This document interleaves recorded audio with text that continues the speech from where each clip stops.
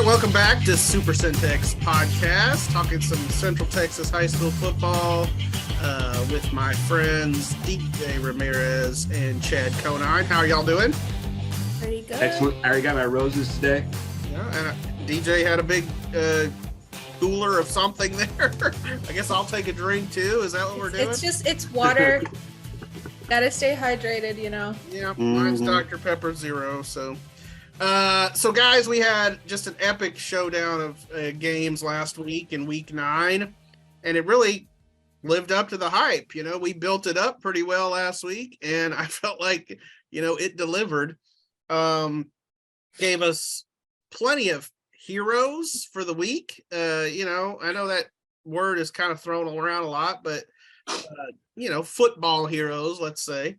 And those included China Spring kicker Thomas Barr, who of course made a game-winning field goal, 40+ yards into the wind.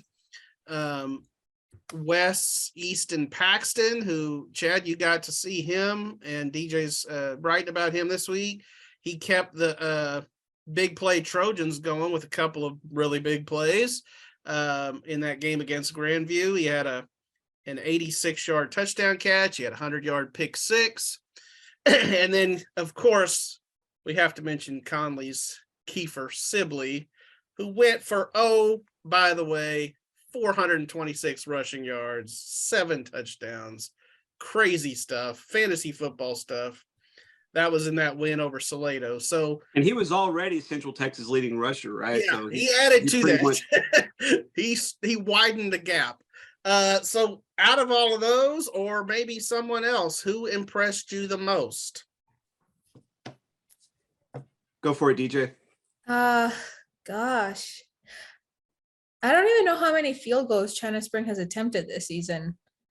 I feel like this is a pretty big one. And I mean, Thomas Barr has just been pretty consistent all year. I feel like I don't think they've missed very many extra points, and their punts, their kickoffs are always really clean. And we don't ever really talk so much about special teams when they're doing well. Like if we talk about special teams, it's always because something went wrong. Right. Yeah. But Thomas was our Super Centex kicker last year. I mean, he's obviously a really good kid, but like you said, I feel like kickers, punters, special teams, even kick returners, it is something we don't really talk about that much. You know, Thomas Barr has been a really good high school kicker, as good of a high school kicker as a weapon on a team as I remember anybody having, which, you know, is saying a lot. And you watch them during the state championship run last year, and he was reliable. He made, I think, pretty much every kick he looked at. Another special teams thing, just to pull out another guy that was a hero last week, Gabe Watkins returning that block kick for a touchdown, which he returned a block kick for a touchdown in the state championship game last year. You know, to do that twice in a career is one thing. To do it twice in massive games, you know, one a state championship and the other a 1-versus-2, that's pretty amazing. You know, Brice, last week on the podcast, I think you mentioned Wyatt Wolf, right, and the big plays that he made last year, and Easton Paxton just totally stepped into that Wyatt Wolf role. I mean, when West went over to Grandview last year, Wolf made a bunch of plays that lifted them to a win over Grandview, and Easton Paxton was that guy this year. You know, the rest of the team played really well, and he put them over the top. So that was fun. So I will mention another thing about Thomas Barr. I ran into Brian Coates yesterday at a Midway volleyball game, and we were talking. Of course, Brian covered the China Spring Stephenville game for us, and he mentioned, you know, I said that kick was into the wind, wasn't it? And he goes, yeah. And he goes, it would have been good from 50+. I mean, for a high school kicker in that kind of situation, because China Spring really had that game wrapped up, and then Stephenville scored a touchdown. Like China Spring, I think, threw an interception, and Stephenville scored a touchdown, and you know, so then now it's tied, and you need the field goal to win. That's big time stuff. I mean, and then back to your point, Chad, about Easton Paxton. The funny thing is, I think last week when we were talking about this, I mentioned Coy Klish as a potential Wyatt Wolf big play guy. And obviously he's had those moments too. It sounds like West may have multiple big play players. Well, and I think Coy Klish might kind of be their next guy up, and he maybe has gotten a lot of opportunities this year because they've deployed second team guys a lot. I mean, he wasn't second team, but he was not getting the first string carries, if you know what I mean. So, which is hard to tell with West, the way they've won games this year. And we'd be remiss to not at least break down Sibley a little bit more. So Art Strickland was covering that game for us, and he was texting me early in the game, what the kids' numbers were. I mean, he had over 200 yards by halftime. So obviously was having a huge game. And we were curious what the record was for Central Texas. I need to go back and update some records. The ones I had on my file are a little outdated, but apparently, Chad, you may remember this. When Emmanuel Abdallah was at China Spring, he had a game where he had over 500 yards. So I think that actually stands, and that's just bananas to think. I mean, if you did that in 2 games, you'd have over 1,000 yards. I mean, that's crazy. But yeah, Kiefer Sibley, he's getting it done. And Jack Allen, he put up a tweet the other night, and it just was right in his wheelhouse. It worked out perfectly for him because in his preseason stuff, he was talking to Jelani McDonald over at Connally. I think it was Jelani. And Jelani was going down their roster and saying how many guys they had, so-and-so is a dog, so-and-so is a dog. Yes. Kiefer Sibley, underrated dog, And, I remember that little interview. That was funny. Yeah. Yeah. Jack threw that up, the other night, and it was just like the perfect thing, because Kiefer Sibley wasn't necessarily on our radar big time coming into the year, but man, he is now. Which kind of is a good segue to my next question. So, Sibley, the Connally Cadets, I think they're involved in our game of the week this week. Connally 2-0 in District 11 4A Division 2 will face 2-0 Madisonville in a battle to determine that district title. So you look at the stats, you look at the outcomes. If you go down the schedule, I know they've both played Gatesville already, and those scores were a little different. I think one was a little more high scoring than the other, but both of them won, obviously. They're pretty similar on teams on paper. So what does our local Connally team have to do to pull out the win in this one? What do you think? I think they can keep doing what they're doing and just, maybe disrupt what Madison as well. I was looking at their stats as well. I think Madisonville leans a little bit more towards the passing game and the run game. So if they can disrupt that, maybe force them on the ground and get some defense in to make big stops, I think that they'll definitely be very successful. As far as Sibley goes, I talked to Coach Garrett this morning, just talking about how he practices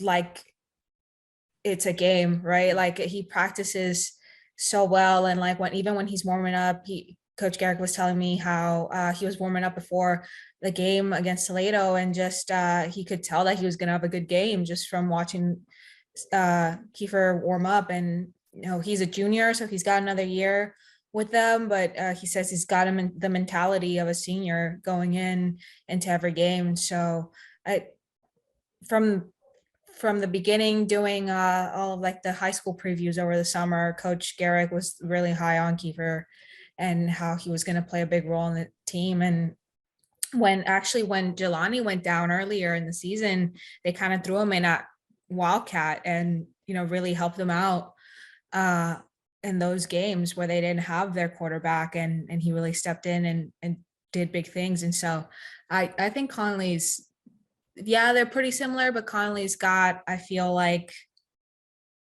I don't know, just this edge.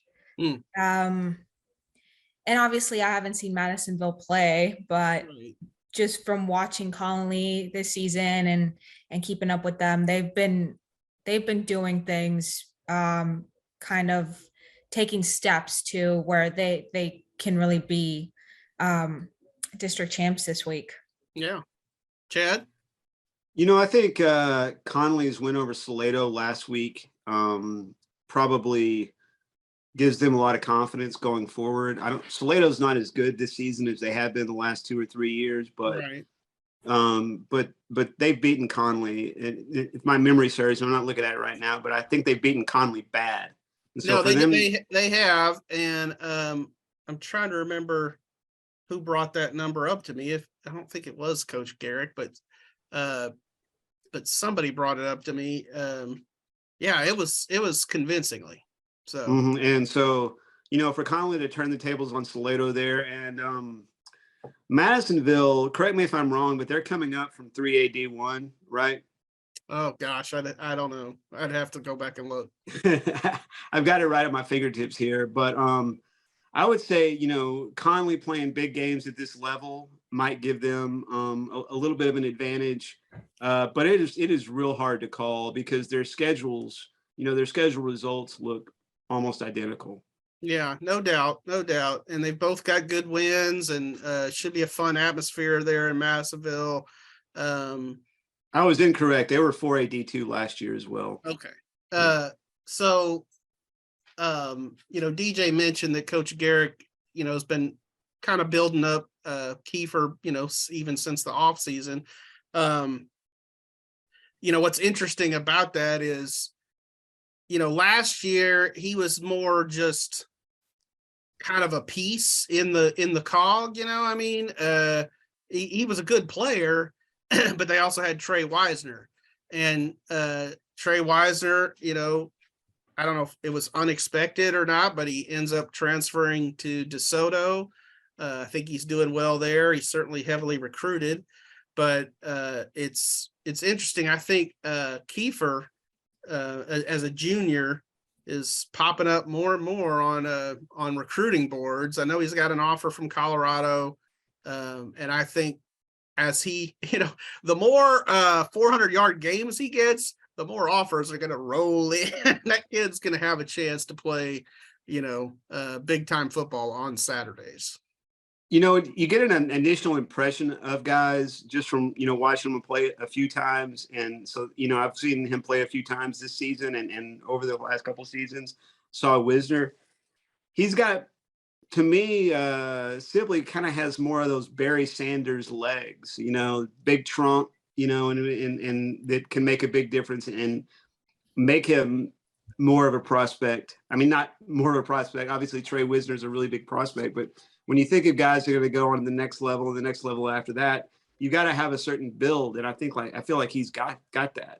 Yeah, that's a good point. I remember seeing Trey Wisner, whatever, however you pronounce it, in basketball season, and he was always kind of a little guy. And I think Kiefer, you're right, probably has a little more bulk to him. So let's move up to 6A. The biggest school in McLennan County still has a chance to make the playoffs, believe it or not. If they won, they would be 3-7, but sometimes in Texas high school football, 3-7 will get you in, if those three come at a very key time, which is in district play. So Midway is who I'm talking about, of course. They suffered a disappointing loss to Bryan last week. We all three picked Midway. I think Shane Anderson thought they were going to beat Bryan, and they did not. But despite that defeat to Bryan and the Vikings, the Panthers can still clinch a playoff spot if they win on the road over Pflugerville-Weiss on Friday. It's their final regular season game. Midway has the weird week 11 bye week. So I don't think anyone is going to predict Midway to have a deep playoff run. But what do you think a playoff berth would mean for Shane Anderson, and as he kind of tries to rebuild that program. Chad, let's start with you. You're a proud Midway alum. The first thing I was thinking is it was a lot more fun to talk about Midway about 3 years ago, when they were still rocking and rolling and right, winning district every year. This type of question, it's starting to look like a long road to get back to where they were. But you got to take steps forward, and unimpressive as 3-7 is or would be, getting in the playoffs is a step forward towards getting back. I mean, everybody would love to be where University is right now in a rebuilding process, but sometimes it takes longer, and not making the playoffs for a third straight year, that would be kind of tough. So yeah. DJ, what do you say? Well, yeah, I mean, I think if they do make the playoffs, it will really reiterate just a lot of belief and really keep people bought in. I don't know how good Pflugerville Weiss is this year and how tough that game is going to be for them, but I mean, they've had some challenges this season in games that they could have been really good and were doing really well and just fell off. Obviously losing Junior Thornton was a tough part of their season. So I don't know, Brice, you're the one that's been there every week. So yeah, well, and I'll obviously chime in since, like you said, I have been there.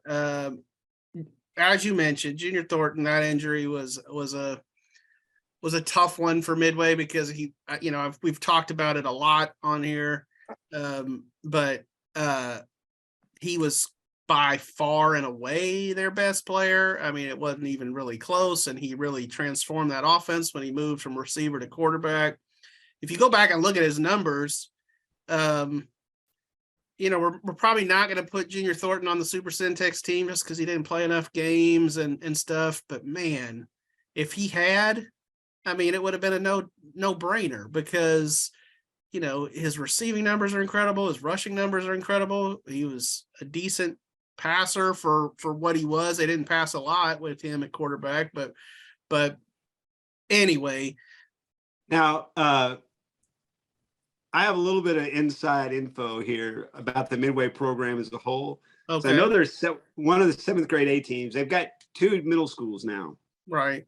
And the 7th grade A team from the new middle school, I think, has Coach Anderson's son and Coach Aranda's son. A couple of my friends' kids are on the team. It's how I know about them. And they're really having a fun season. Now, are those 7th graders all are all those coaches going to be in those places? All those 7th graders still going to be together with the other Midway middle school kids when they get to varsity to make a difference?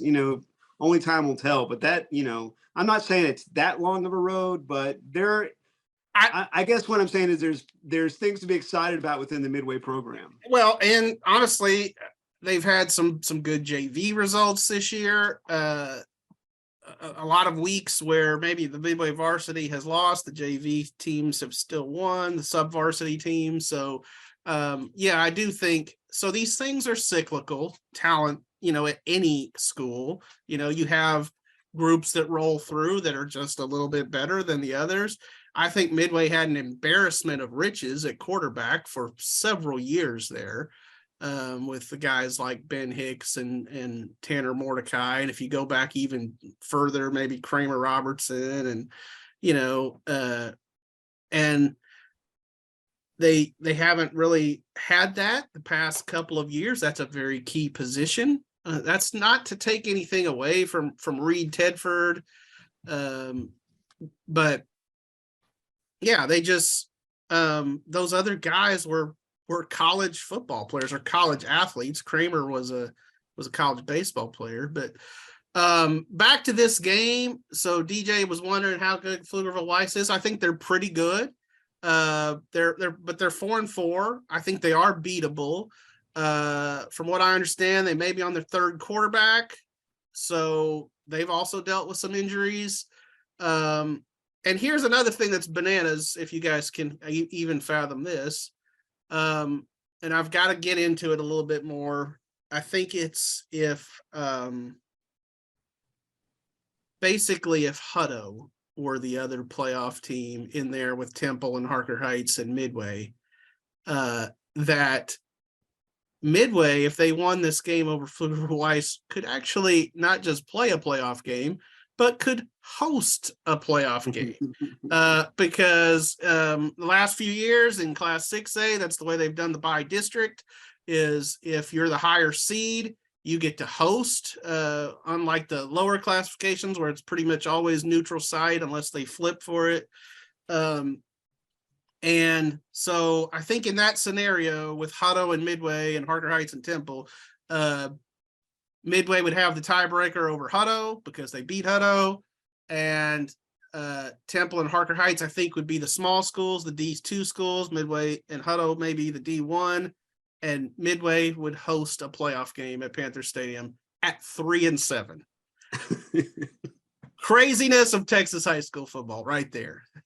So as far as back to my question for a second, this would be huge for Shane Anderson and this program. As you're trying to build,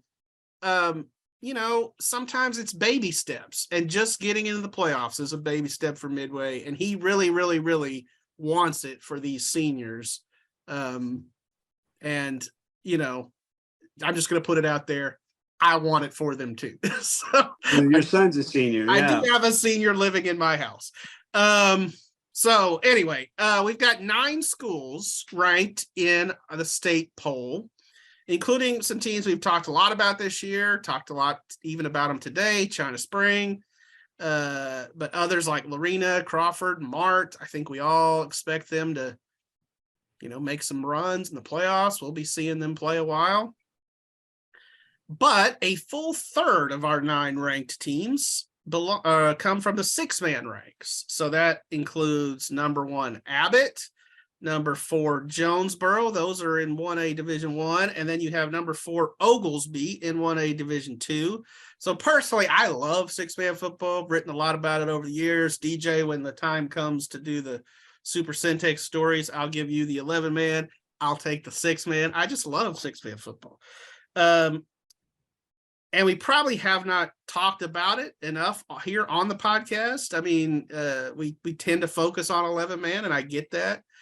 But so I wanted to play a little game, and you guys already have some of the details here, but I'm calling this high school debate, like a high school debate tournament.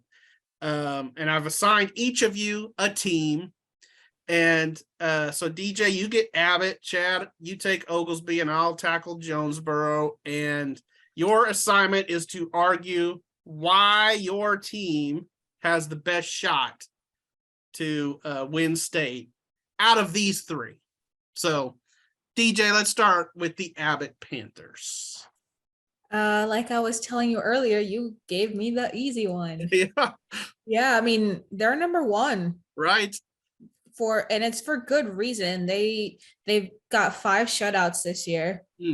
And they got some really good players. Obviously, Riley Sestala kind of carries a lot of weight throughout all of these games. I think he's been fan voted, our weekly player, 6-man player, like maybe 5 times this season. Yeah. Abbott's rocked the vote for sure. Yeah, and it's always kind of like he does a little bit of everything. He runs the ball really well. He's done a little bit of quarterback. I think he has 5 interceptions on defense. Yeah, he's got 5 interceptions. He's got a lot. He usually leads them in tackles as well, and sacks. And I mean, Abbott for a reason. They're really up there. I mean, we were talking about that Aquila game a few weeks ago. Yeah, as a rivalry game. And Aquila was coming off of a game where they scored like 90-something points. Yeah, they beat Bynum 98-66 and then lost to Abbott 48-0 the next week. Yeah. So that's a 100-point swing in a week. Yeah. I don't really know if I can say anything else. Abbott's number 1 ranked team right now, and I think they're poised to kind of stay that way and take home a state title. Yeah, Terry Crawford's done an amazing job with Abbott over the years. He has 1 state championship, and we'll see if he can get that second this year. So, Chad, how about the Oglesby Tigers? Okay, well, I'm going to go real fast, Brice, because I think you're running short on time. Am I? Or haven't seen the time clock. Go ahead, Chad. No, we're good. Dan Letterman back, 4-4 starters. They're 8-0, and they've only played 2 close games. They haven't played the best schedule in the world, so that might not help them come playoff time. Here's the thing. They're no longer in a region with Richland Springs. Richland Springs is Region 4 now. Oglesby's Region 3. They lost to Richland Springs in the second round last year, 53-0. So if they can build momentum, that's kind of the one they got to have circled in the state semifinals to get to the state championship. Their version of Riley Sistala is Kyler Fawcett, who leads the area with 13-10 rushing yards, 26 touchdowns. So there's the case for the Oglesby Tigers. Good stuff. Good stuff. We got like 10 minutes. Don't worry.